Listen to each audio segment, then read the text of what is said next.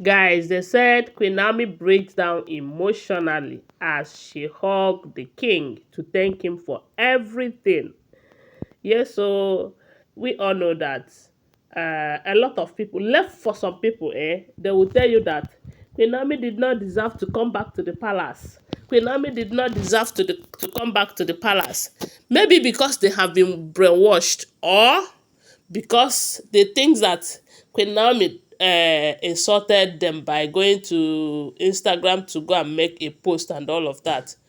But not even one of them, especially those that are still angry with her up till now, have asked themselves what exactly pushed her into doing that. None of them is asking such questions because they don't care. I'm sure if Queen Naomi happens to be their daughter or their sister, they would have asked that question. What exactly happened? Did she do it intentionally? What was she passing through when she did it? But Kabiyesi, who understands that something must have led to that, because even though Kabiyesi is the custodian of their culture and tradition, Kabiyesi is brilliant enough to know that Queen Naomi is such a good woman and cannot just want to tarnish his image just like that. That something led to that, especially after some people even confessed that they did something spiritually to push her out, you know. So, with all of that, if Kabiyesi, who is the king, whom they are saying that she insulted, she did this, she did that, if Kabiyesi should forgive her and accept her back and keep loving her, who are you that will not love her or accept her back? Anyways, some people are not even happy that she came into the picture from the beginning. Yes. So such a person, you don't expect them to welcome her back or love her or anything. No, no. But at the end of the day, it is still the will of God that will be done, not their will. Yes, not their will. So, for that reason, they said Kabiyesi invited Queen Naomi to come back to the palace, to come and see the new palace that he is building, because we got an information that Kabiyesi is building another royal mansion inside the palace for himself and his queen, his original queen, not a far wife. So, because we all know that when all these ones came, they told us that they are a far wives, that Ifa have demanded that Kabiyesi should marry them and all of that. But why is it that Ifa is not the one that is servicing them? It's something that we cannot tell. Or maybe the Ifa priest them. Because I believe that when you married a wife for a deity, maybe the person that is serving the deity should be the one servicing the wife of the deity. But they married all of these women and they imposed them on Kabiyesi. Anyways, that is by the way. So they said when Queen Naomi came to the palace, Kabiyesi was showing her around with few elders that went with them. At some point, they said Queen Naomi was kind of shedding tears. But we all know that such is tears of joy. Tears of joy in the sense that people have kind of cancelled her. A lot of people have concluded that she does not have space again in that palace. That she does not have space again in the life of the king. She does not have a space again. This, that. Forgetting that as long as Tadenikawo remains Kabiyesi's first son, Queen Naomi have a space in the palace. And as long as Kabiyesi loves Queen Naomi so dearly, because Kabiyesi loves Queen Naomi, none of you can say otherwise. Among all the women that Kabiyesi have married, both the ones he married before meeting Queen Naomi and the ones he married after meeting Queen Naomi, I've never seen any of them that Kabiyesi is as in whenever he is with the person, he will be as happy as he used to be when he is with Queen Naomi. When you see these two, you will see true love. True love. And you know that one thing about true love is that they can't hide it.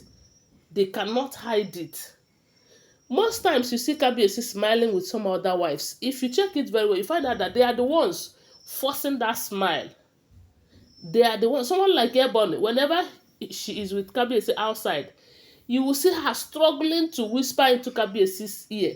Every minute she want to speak with her, with him. Every minute she would always want to make Kabiyesi to smile. Let it be that Kabiyesi is happy with her and all of that. But when he is with Queen Naomi, he doesn't force smile. It comes naturally.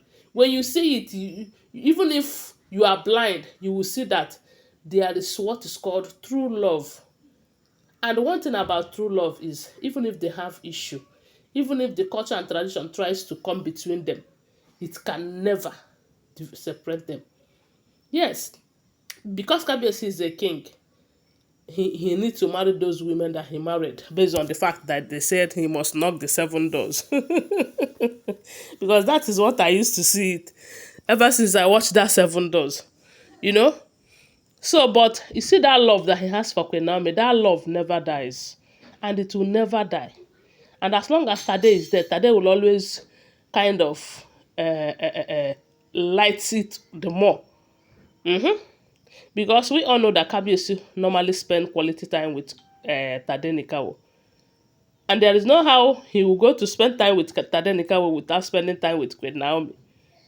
So you see why I said the love can never die. So the thing is that they said Kabiyesi invited Queen Naomi to come and see the place.